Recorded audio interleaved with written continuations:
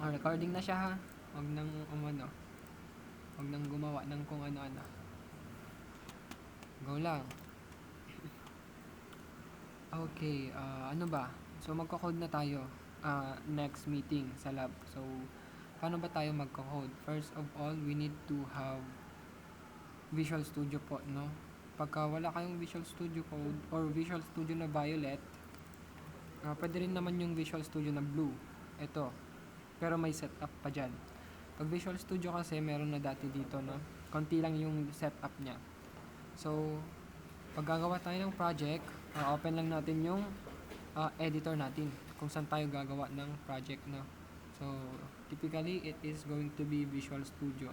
Yung version is 2022. Okay.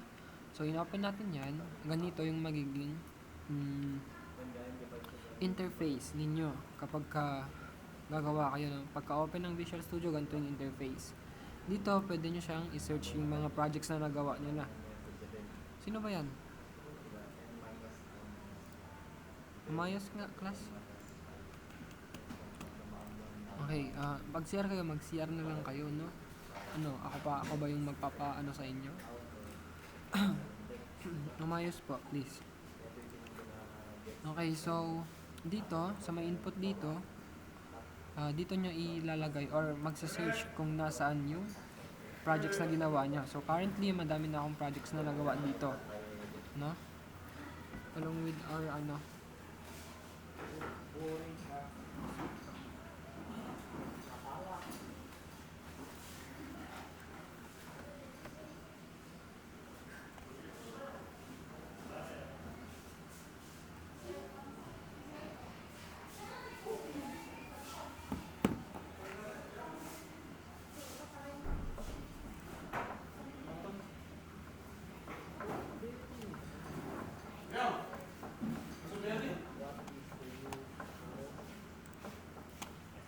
ayan, okay, may tumatawag sa GC. Balik tayo sa topic, no? Dito, yun nga, dito nyo isa-search yung mga projects na nagawa nyo na. So, sa case natin, gagawa pa lang tayo ng project, di ba?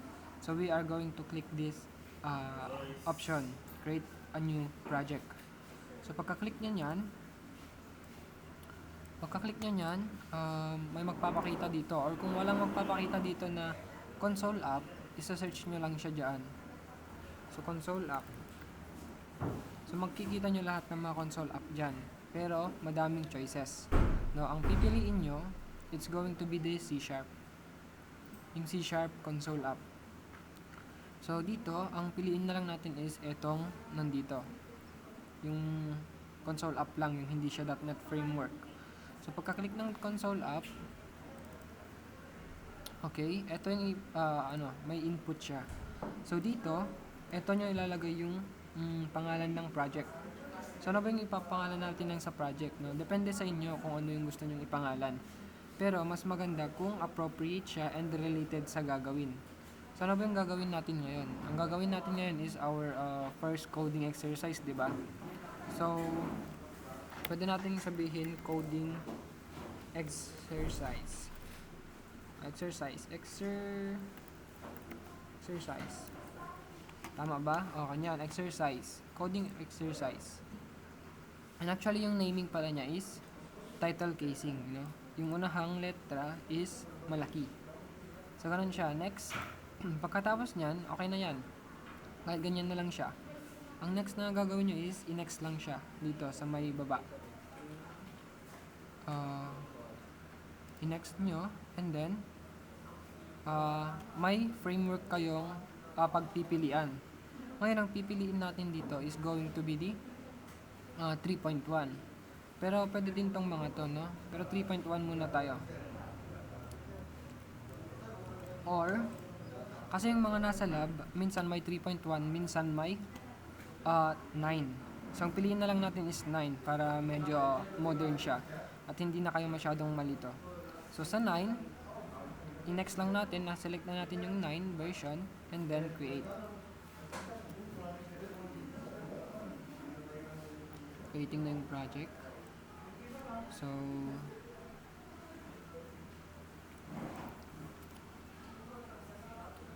Okay, so ayan, no? Yan yung file natin, yung program.cs. So saan ba yun makikita? Dito sa My Solution Explorer.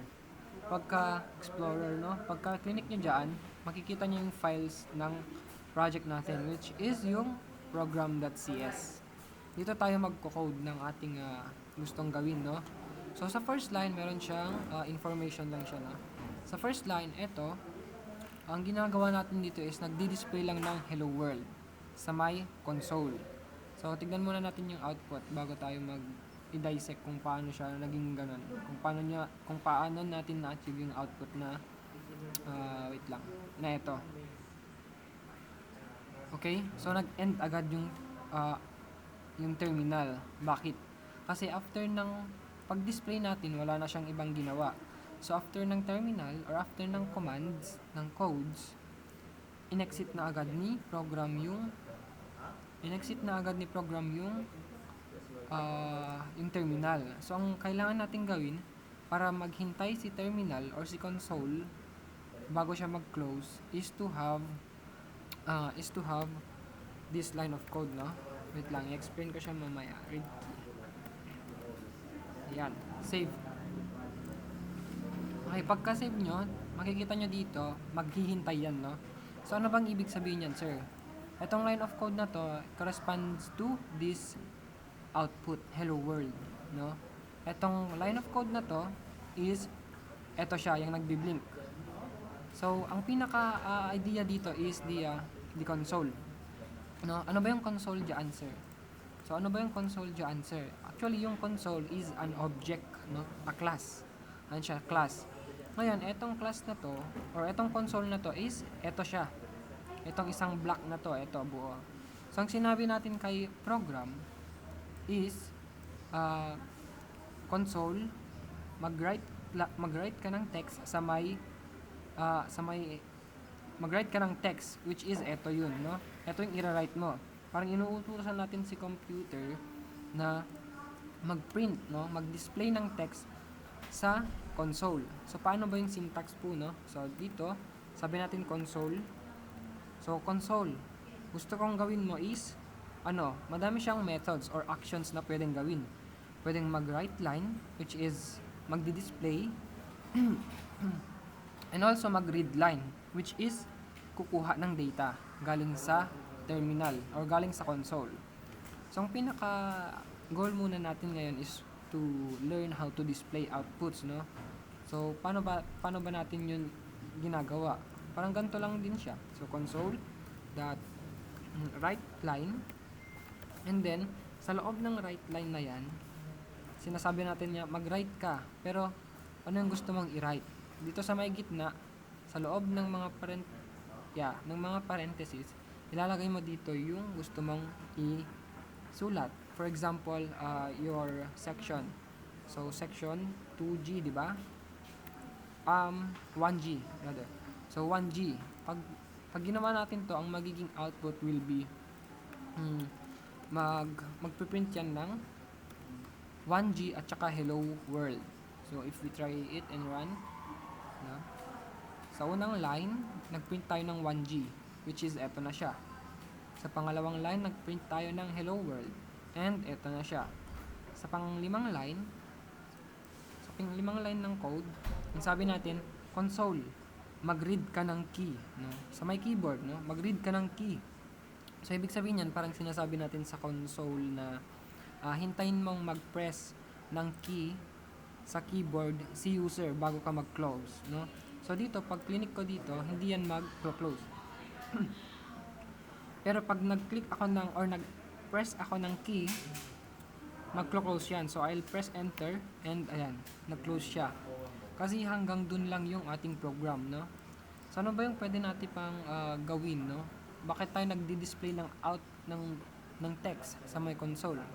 Kasi gusto natin malagyan si user ng idea kung ano yung ginagawa ng program, no?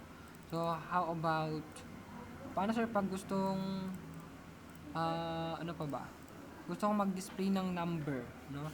Instead of text, sir, gusto kong mag-display ng number. So, actually, pwede din siya. Dito sa my console.writeLine, Okay, console.writeLine. Ang pwede mang display dito is numbers or strings. Text, no? Text or number. Number, ganyan. So, pag print ko yan, pag rinan ko to, yung unang line, 1G. Yung pangalawang line, hello world. And then yung pang-apat na line will be number 1. So, i-run natin. And as you can see, this is the output of our code. 1G, hello world, and number 1. So, sir, since pwede tayo mag-print ng numbers, no? Pwede din ba tayo mag-perform ng calculations sa sa pag-print, no? Actually, pwede siya. So, dito, so console.writeLine, pag gusto mo mag-add or mag-perform ng operations dito, pwede mong gawin. So, gamitin mo lang yung mga operators para na ginagamit sa mathematical operations. So, plus 5, and then, ano pa ba? Minus 2. So, anong magiging output nito? Anyone? Basic arithmetic lang. Anong magiging output nito? Palagay sa chat box.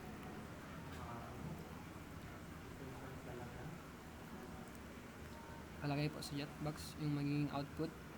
So, una, 1G yan. Susunod, hello world. Ngayon, gusto ko malaman kung anong output na ibibigay nito. Pakilagay, 3? 3 siya? Okay, check natin mamaya pag iraran na natin. Any other answers?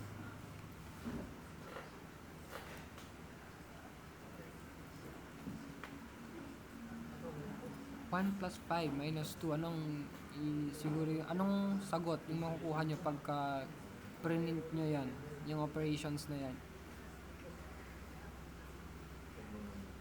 4. Okay. So, try natin, no? I-run natin siya. And then, ayun nga, 4, no? So, nakuha natin yung 4. So, very good. Very good, children. Nakuha natin, no? So, ganun siya. Pwede tayong mag-print ng text. Pag sinabi kiting text, strings, no? Strings. So, pwede din tayong mag-print ng numbers and also perform operations. So, how about let's make it more meaningful? So, pagka sinabi natin meaningful, bigyan natin ng kabuluhan yung ating pinagko-code, no? So, why not let's display a greeting. So, hello world, or sabihin natin I am John. Ano pa ba? I am John. I am 18 years old. So yan, pwede nyong i-display yan kahit ilang beses o ilang characters pa yung gusto nyong i-display sa may loob. As long as nasa loob siya ng writeLine at saka string at saka quotes, madi-display nyo yan siya. So for example yan, display greeting, no? Ito yung greeting natin. So pag niran natin, napaka-basic lang ng concept niya. Ganyan lang siya, no? Kung ano man yung ilalagay mo sa may writeLine, sa loob ng writeLine, yun yung ilalagay niya sa my console. So, parang inuutusan natin si console. Mag-write ka ng isang linyang, eto yung content. Parang ganun siya. Okay. Ano ba yung ways para makapag-display ng text sa console, no? Isa na to. Pero, actually, may isa pa. Which is the console.write. So, tignan natin yung difference kung paano nagdi-display yung isa't isa, no? Ito, si console.write, ganyan siya. And then, console.write, copy natin, paste, console.write 1G, is fun. So, check natin, no, kung ano ba yung difference niya. So, dito, sa isang linya, tira natin. Ayan. So, ano yung difference, no? Anong difference? Bakit dalawang linya na lang siya? Kasi tatlong lines to, no? Tatlong line of code yung print natin. Pero yung output natin, dalawang linya lang. Ano yung difference?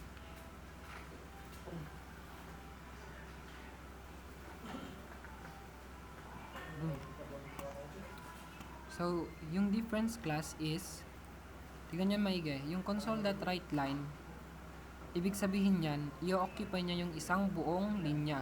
Isang buong linya hanggang dulo. Yun yung write line. Yung susunod naman is console.write lang. So, ang i-occupy lang ni console.write is etong part na to. Pag na-occupy niya na yan, ang susunod naman is console.write again, no? So, eto, idudugtong niya lang sa may same line. Same line. Kasi hindi tayo nag-new line, no? Kasi dito, console.write line, kukunin niya lahat ng space hanggang sa dulo. Pero pagka console.write, kung ilang characters yung andun, yun lang yung kukunin niya sa may console. Console.write 2 characters which is 1 and G. So ito yung ipiprint niya. After nyan, pwede pa tayong mag-write ng text sa same line kasi hindi pa tayo nag-new line dyan. So dito, nag-print ulit tayo ng is fun, which is eto siya. So ganun siya class, no? So ganun muna, displaying of text muna, no? And ngayon, i-introduce ko sa inyo yung variables. So ano ba yung variables? Yung variables, yun yung parang lalagyan ninyo ng data. So lalagyan nyo siya ng data. Lalagyan nyo siya ng data. For example, analogy, no? Analogy. Pag may cabinet kayo, or may drawers kayo, 'di ba nilalagay niyo separately yung mga damit at saka yung pang taas at saka pang baba, 'di ba? So, yung tawag dun mga containers or variables. So, dito naman sa C#, pwede tayo mag-create ng variables or lalagyan, no? Pwede tayo mag-create ng lalagyan. So, ano ba yung ilalagay natin dun, sir? So, yung pwede nating ilagay dun is either a string or a number. And actually, meron pang iba. So, ang gagawin natin is mag-test muna tayo ng string, no? Yung text. Text muna yung mga data na i-display natin or na i-store natin sa isang variable. So, ang variable is, para makagawa tayo ng variable sa C#, gagawin natin is i-declare natin yung data type niya. Kung ano yung data type na ilalagay natin sa may lalagyan na yon. For example, name. Kung gusto natin ng name na variable or name na variable, ang value niya will be yung name natin which is John. Try muna natin dyan. John. And then, i-declare, sasabihin natin kung ano yung data type niya. Yung data type niya is string. Yan siya. Ganito gumawa ng variable. Ngayon, yung program natin, meron na siyang idea kung ano yung laman ni name na variable. Ito yung lalagyan, ha. So, parang container siya at ang laman niya is John. John yung laman niya. Ngayon, bakit tayo gagawa ng variables sa program natin? Gagawa tayo ng variables para in case gusto natin kunin yung laman ni variable, pwede nanto natin tawagin lang yung variable name. So, ganun lang yung gagawin natin. Parang pinapaiksi natin yung trabaho natin. Instead na gusto natin i-print yung pangalan natin ng madaming beses. So, gusto ko natin i-print yung pangalan natin ng maraming beses, di ba? Ayan siya, wait lang. Save. So, I am John, I am 18 years old. Pag gusto natin ng paulit-ulit ginagamit yung pangalan, itatype-type pa natin siya, no? So, paano pag nagpalit ako ng pangalan? Paano pag i-display muna natin, no? Paano pag nagpalit ako ng pangalan later on? So, ayan nga yung output natin. Ito siya. So, paano pag gusto ko magpalit ng pangalan? Iisa-isahin ko pa dito, no? So, Doe. Tatype ko na naman, Doe. Type ko na naman, Doe. And then, Doe. So, tedious siya. Matrabaho.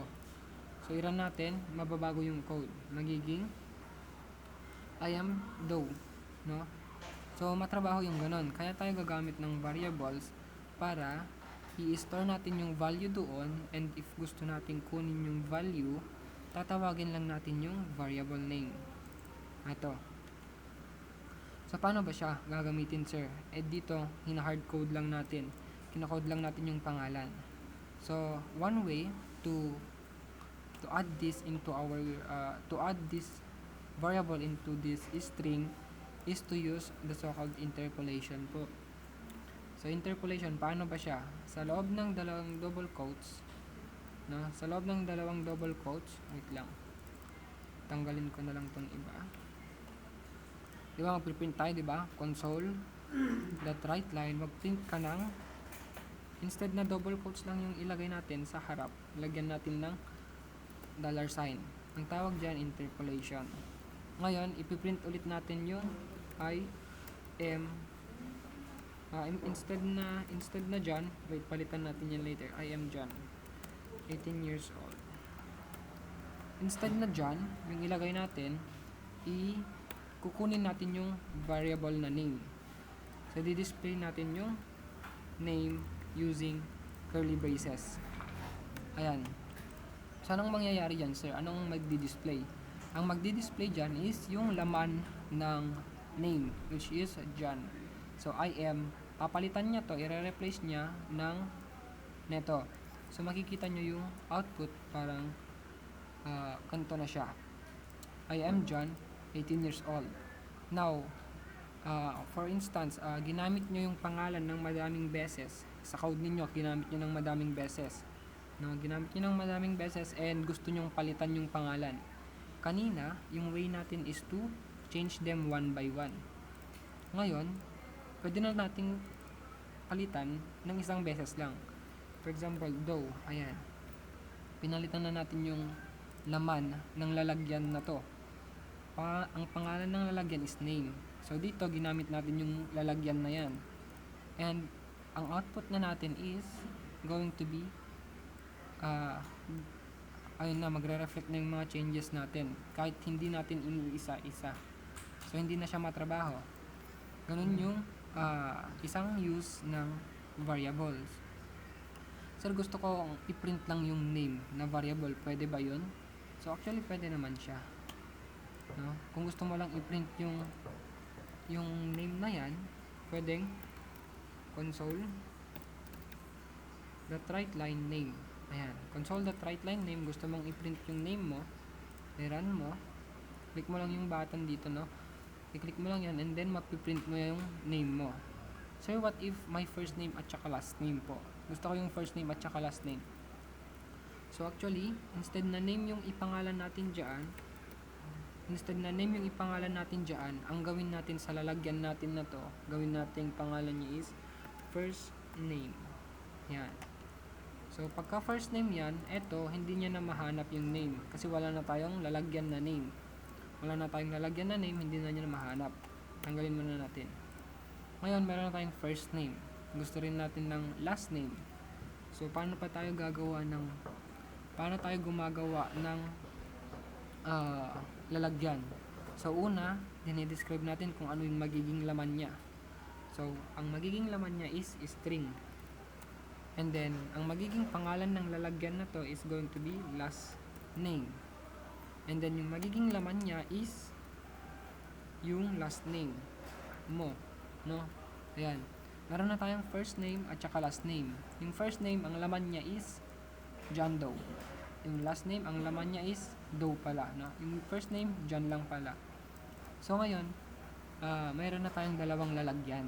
Gusto natin gamitin yung mga laman nila.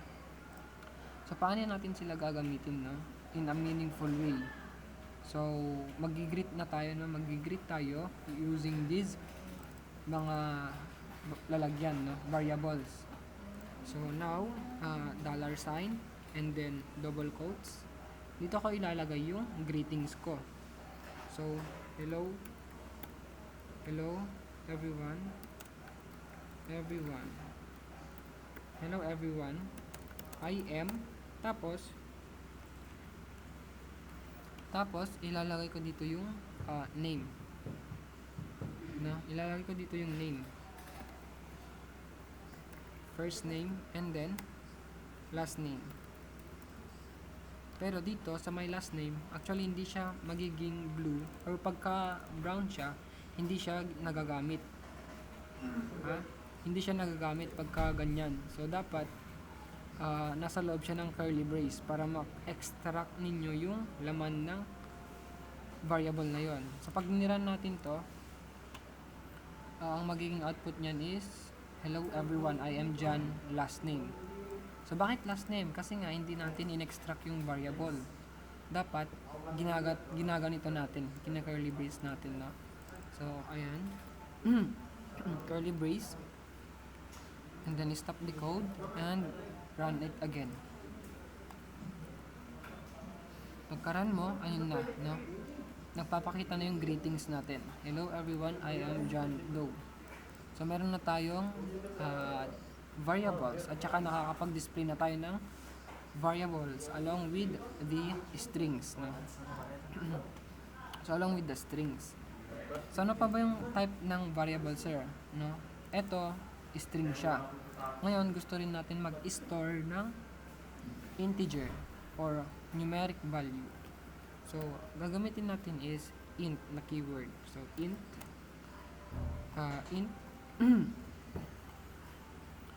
gusto na natin i-display yung age din natin, no? So, gusto natin, yung lalagyan natin is maglalaman ng integer. So, int siya. And then, yung pangalan ng lalagyan, ganun lang siya. Pangalan ng lalagyan will be age. And then, yung laman ng lalagyan na yan will be 18. So, may age na tayo. So, saan natin siya pwedeng ilagay dito, no? Hello everyone, I am first name and last name 18 years old. Instead na 18 years old yung ilagay natin, dapat gamitan na natin siya ng variable. So, pag gagamitan natin ng variable, curly braces, and then age. Yung age, yung laman, or yung lalagyan. Tawagin lang natin yung lalagyan, papalitan niya to ng value niya. So, ngayon, pag rinan ko to,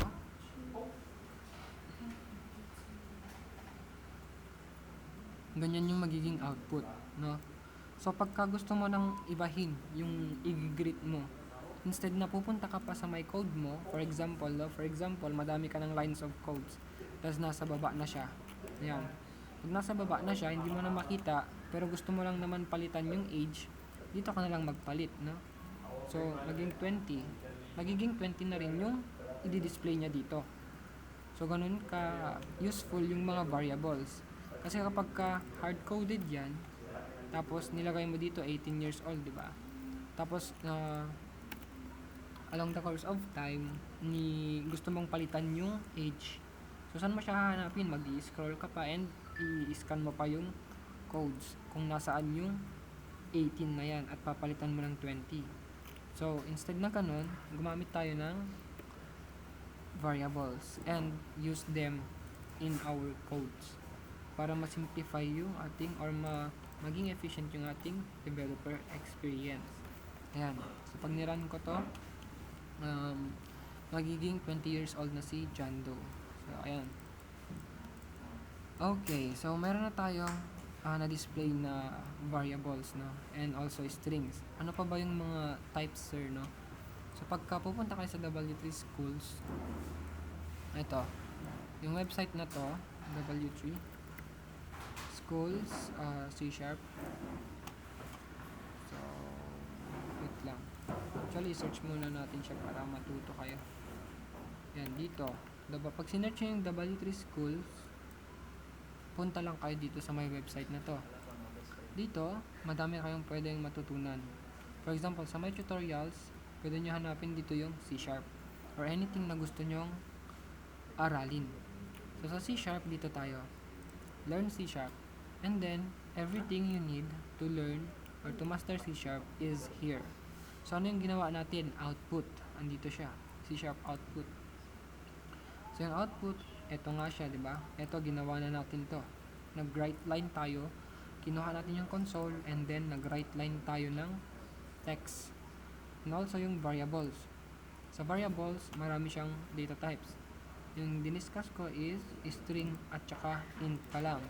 Meron pang double, char at saka bool. So, later na yan. Yung structure po ng ating paggawa ng container or variable is yung type muna, kung ano yung ilalagay mo doon, no? Tapos yung pangalan, and then yung value. So parang ihalin tulad natin siya sa real world scenario, yung parang drawer mo, gagawa ka ng, 'di ba may drawer ka, lalagyan mo siya ng label, or I mean, ano yung ilalagay mo doon, pantaas ba or pangbaba, so ilalagay mo dyan, and then lalagyan mo siya ng label pangtaas, and then lalagyan mo na lang mga damit mo na pangtaas sa loob ng drawer na yon. So sa programming ganun din, pag string yung ilalagay, sabihin yung type string dito, and then ano yung pangalan ng lalagyan na yan. So sa ating case kanina, first name yung pangalan ng lalagyan na yon, and yung naging value niya is yung first name na nilagay natin. So parang dito, no, string name and then yung value, ganun lang gumagana yung ating variables. So with variables, madami ka nang pwedeng gawin, no? Ayan, my num, madami ka nang pwedeng gawin dun. Actually, eto, arithmetic.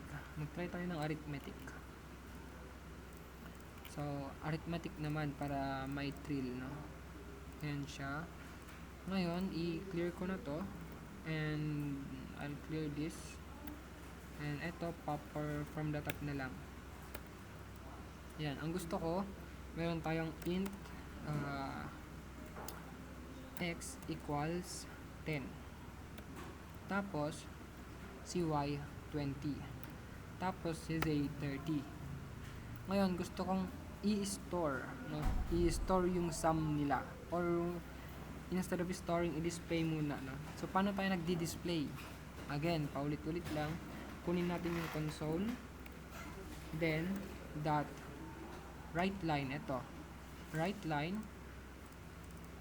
and then parenthesis. Sa loob ng parenthesis, dyan mo i-display yung gusto mong i-display, no? So ano yung gusto nating i-display? Yung sum, no? Yung sum ng tatlong integers na to. So pwede natin gawin x plus y plus z. So ano yung magiging output niyan? Ano yung magiging output niyan, class? 60. Okay, tama. So yung magiging output niyan is going to be 60 kasi ang ginawa natin dyan, x. Ano yung laman ng x? 10. Yung laman ng y, 20. So, pag pinagsama, 30 na siya. Isama mo pa yung z, which is 30. So, magiging 60. Ngayon, gusto pa natin i-add, no?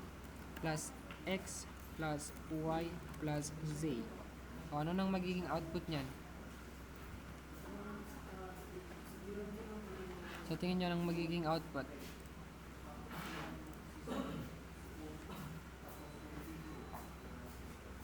$120.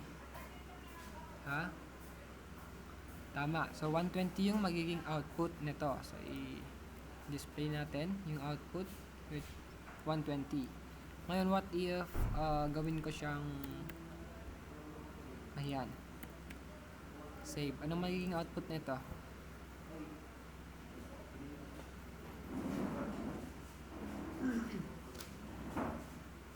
Calculator po.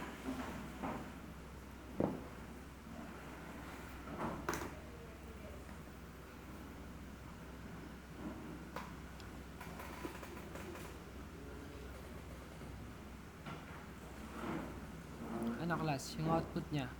Pinalitan ko lang ng operations. So, kanina 120, di ba? Yung sagot. So, ang gawin lang natin, mag-minus tayo ng y at saka mag-minus tayo ng z. Y and z is 50, di ba? Y and z will be 50. So, 120 minus 50 will be 70. If I'm not mistaken, 70 siguro to. 20 pala. Bakit? Y and z. Ano ba yan? X plus y plus... Di ba 120 to kanina? 120 to. And then, nag-minus lang tayo ng minus y at saka minus z. So, bakit ganun siya? Minus y and minus z. So, minus y 60 na to, di ba? Plus x, 70. Plus y. Minus y. So, 50 na yon. Magiging 50 na to. Minus z. So, minus z minus 50 minus 30 will be 20, which is correct na. Mali na ako ng compute. Ayan. So, magiging 20 siya. Ngayon, instead of displaying very plain output, how about gawin natin siyang mas informative? So, paano tayo nagdi-display ng strings along with variables? So, remember the dollar sign and then the double quotes. Inside here, inside this double quotes, dito natin i-display yung additional information. Kagaya ng the sum of x plus y plus z is ano yung magiging output niya. Dapat i-perform din natin x plus y plus z. Yan. X plus y plus z. So dito, nag-perform tayo ng operation. So magiging 60 to.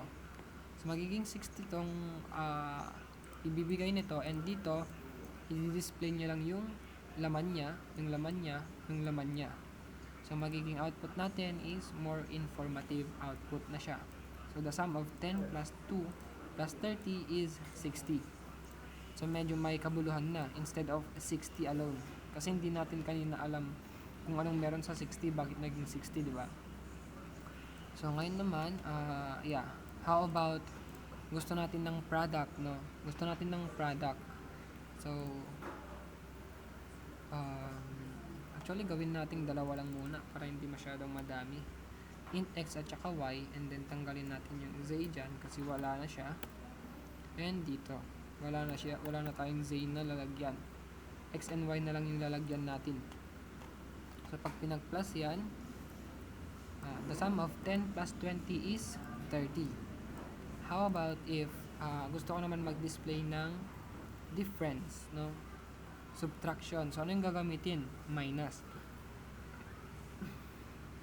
So, ang gagawin lang natin ulit is to display, no? Gagrab natin yung console. Sabihin natin sa console na mag-write siya ng linya. Ano yung i-write niya na linya or na text sa may console?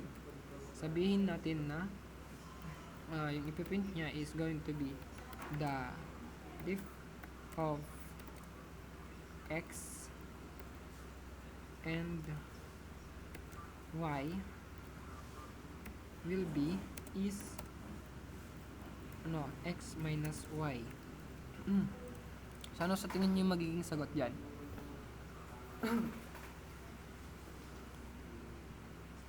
Sa tingin niyo, class, ano yung magiging sagot?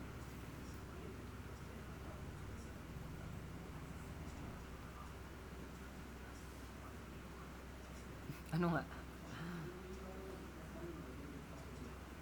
Okay, negative 10. Any other answers? It's either negative 10 or 10. Pero sa may excuse me. Pero sa may programming, ang sinusunod natin is yung parang sa algebra, di ba? So, pag i-refresh ko siya, ang magiging output will be negative 10. Bakit? So, bakit siya negative 10? Kasi, mas malaki yung nasa may dito, kaysa dito. So, 10 minus 20, mas malaki yung nandito. So, susundin mo yung sign niya. Negative 10. Yan siya. Oo. Yung sign niya.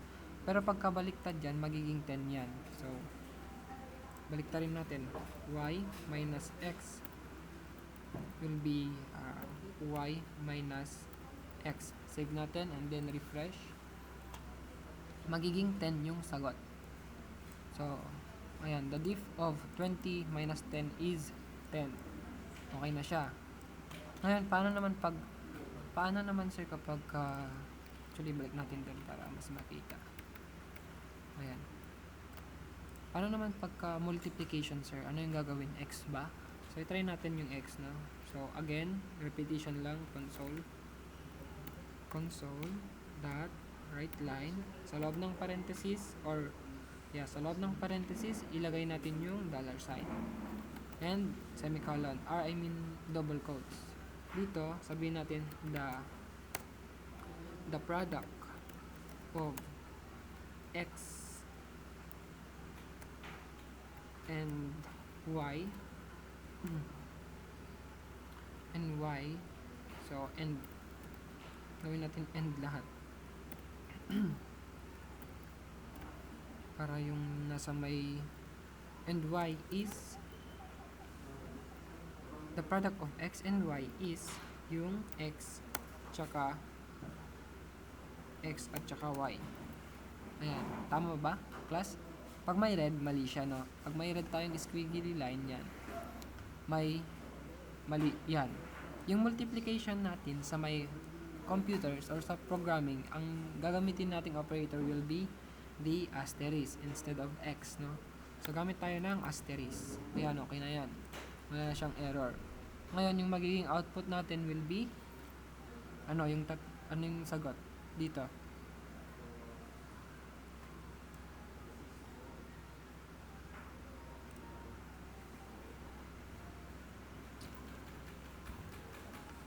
Gets ba, class? Gets na yung arithmetic operators at saka pag-display, no? Pag-display pa lang tayo, ha? Hindi pa tayo nag-a-accept ng input from the user. So, later on, pagka bukas, di ba, lab natin bukas ng umaga, alas 8. Yan, i-try natin bukas mag-activity tayo. Ayan. So, ang next naman is the arithmetic, di ba? So, ang next will be the quotient, no? So, actually, i-copy and paste na lang natin yan. And then, palitan lang natin yung information, yung labels. So, the quotient of, tama ba yung spelling? Quotient, yeah. Quotient of x and y is x divided by y. Actually, I think, look in yan. Naging ba yung course? Ayan. X divided by y. So, pag divide, ganyan yung gagamitin. Ngayon, iraran ko siya. 10 divided by 20 will be point ata to 0 daw. Kasi decimal na yon, no? Pero pag the other way around, cannot be kasi yun, di ba? Cannot be. So, kailangan decimal yung magiging value nun later on. So, baliktarin muna natin para makita natin kung paano gumagana yung division. X and Y. Save. So, i-run natin. And we have here 2. So, 20 divided by 10 is 2. So, ganun lang yung arithmetics natin. Pwede tayong mag-add, subtract, and divide, and multiply. And actually, yung sinusunod ng program natin is PEMDAS, no? Gumagamit siya ng PEMDAS rule. So, hanggang dyan muna tayo sa may mga display, no? Sa may mga display. So, ganito tayo mag-display, ha? Always remember, yung structure is, meron siyang dalawang dollar sign.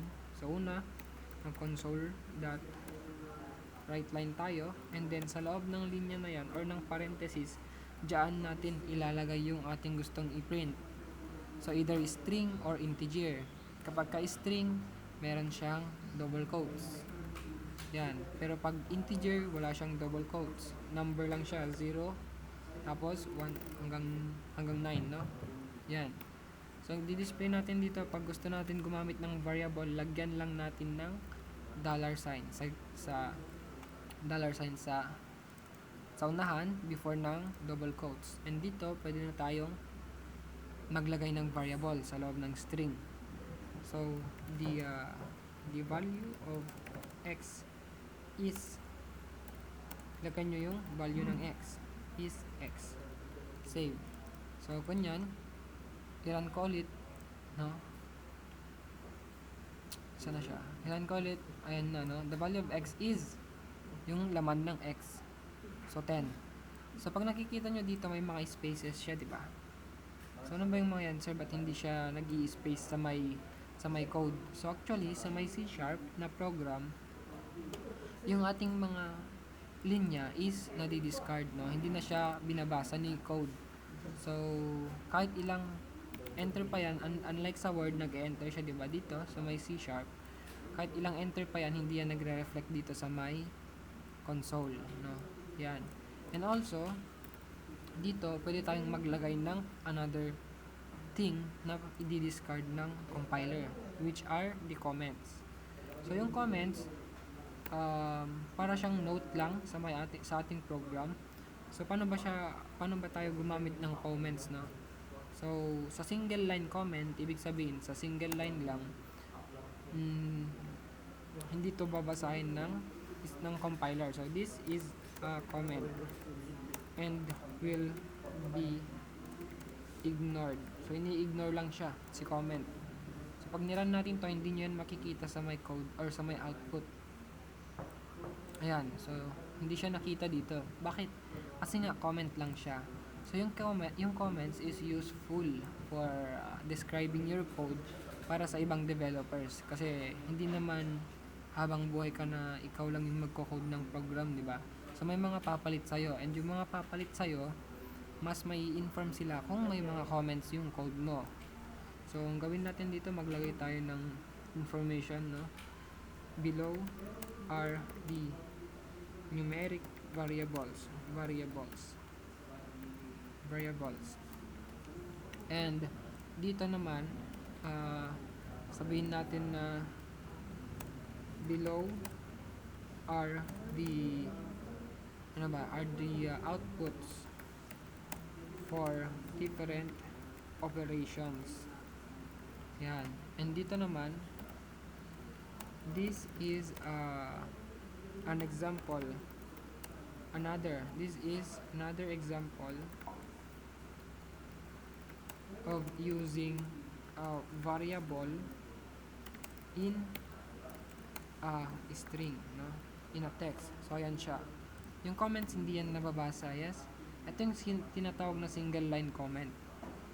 Ngayon, pag gusto natin i-comment lahat yung code natin, o hindi natin paganahin, lagyan lang natin ng double slash, forward slash sa harapan. So, yung magiging output nyan is, ayan, ano lang yung na-print? Yung product at saka quotient. Kapag ka green class, no? Kapag ka green, ini-ignore. Ayan, ini-ignore siya. Hindi nyo makikita sa my code ninyo. So, ganun siya class. Any questions with regards sa pag-display at pag-store ng data? Ang in-store pa lang natin is string at saka integer, ha? Okay, Vina. Yes, Vina.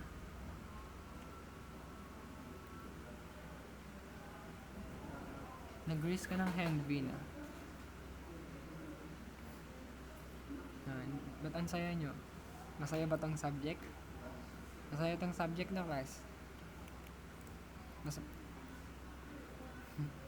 masaya bukas. Angkahan nyo para sumaya tayo ng maaga. Hanggang dun lang muna para hindi kayo may stress. No? Oo. Yun lang. Mag-display muna, ha? At saka maggawa ng lalagyan. Ito yung mga lalagyan natin. Always take note of those. And ito yung pag-display natin.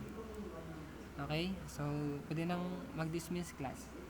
Class dismiss na and you can leave na po. Actually, naka-automatic na yung ating attendance. Yes. Ha.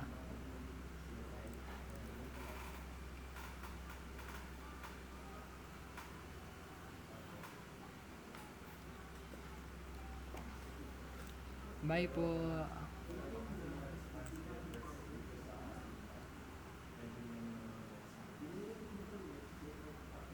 Sira yung cam. Sira yung muka. Sira din yung muka. Bye na. Bye. Paldo. Okay. Mag-code na ulit. Nakita yun, sir? Any feedbacks? Nakita yun? Tadi kita na. Nyapay nga tayo. Ha? Napay?